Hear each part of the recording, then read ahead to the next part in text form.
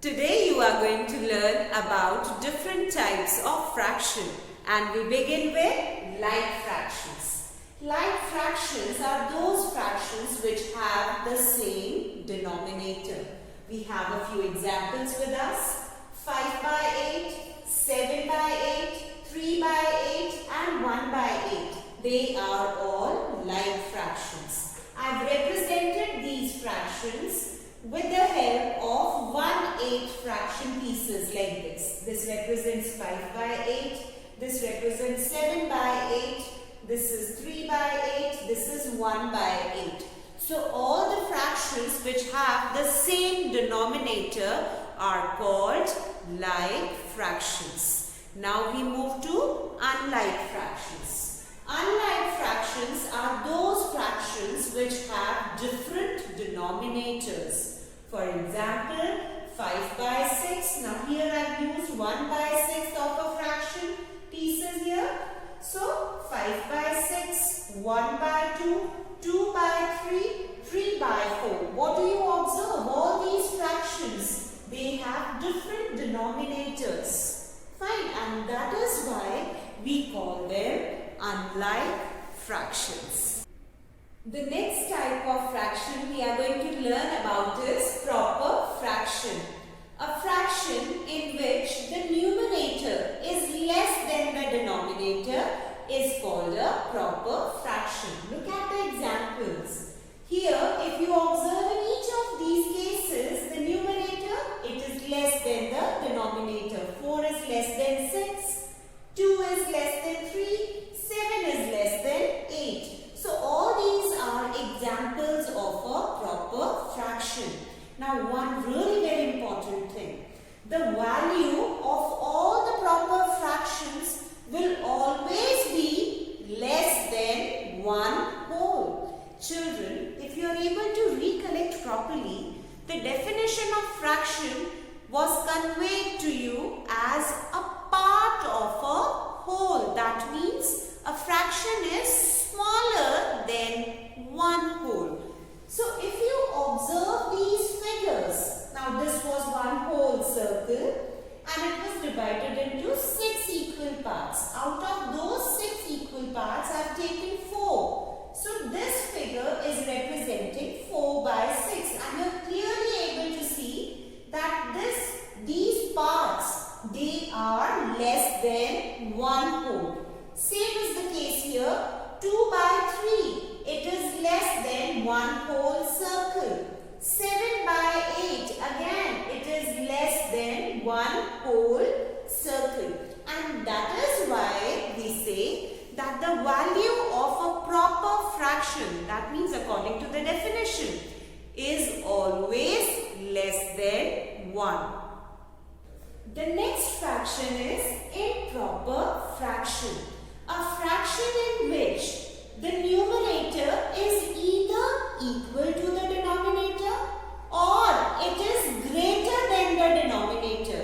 So such fractions are called improper fractions. Now just look at the examples, everybody. In the first case you see that the numerator 7 is greater than the denominator.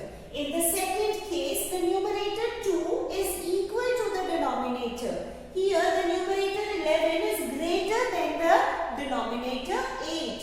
And here the numerator 6 is equal to the denominator 6. So all these are what? They are improper fractions. Now the most important thing, the value of an improper fraction will either be equal to 1 or it is going to be more than 1. When is it going to be equal? When the numerator is equal to the denominator. In this case, the value of this improper fraction will be equal to 1. You can easily observe from this figure. I have divided this circle into 2 equal parts. And I have both the parts with me. So this makes what? This makes 1 whole circle. Now look at the first example. In such a case, you can easily observe there is 1 whole and we have got extra, more than 1 also. So in this case, the value of the improper fraction 7 by 4 is greater than 1. Now just see, I had two circles and these two circles were divided into 4 equal parts. So I have this blue whole circle with me. So this is already 1. Now these three red parts, 1/4 each. So these are extra. They are more than 1. So that is why we say the cases in which the numerators are greater than the denominator. In such cases, the value of the improper fraction will be greater than 1. Have you all understood? The next fraction we are learning about is mixed fraction. A fraction which is a combination of a whole number and a proper fraction is called a mixed fraction or a mixed number. So you came across one new term, that is a whole number. Whole numbers are those numbers which have 0 and the other counting numbers like 0, 1, 2, 3, 4, 5, 6 and so on. Clear? So all these are whole numbers.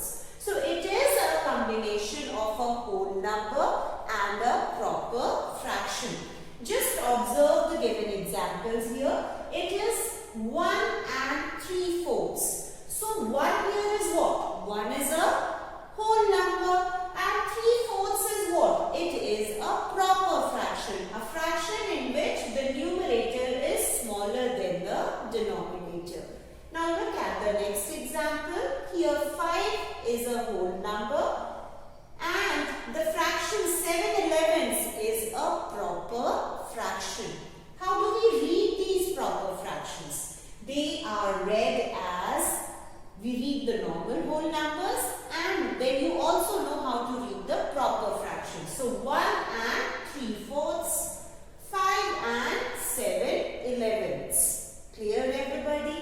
Now just have a look at the given figure. Now this figure is representing what? There is this circle which is divided into 4 equal parts and then we have one more circle which is again divided into 4 equal parts. Students, the first red circle is one whole. Why?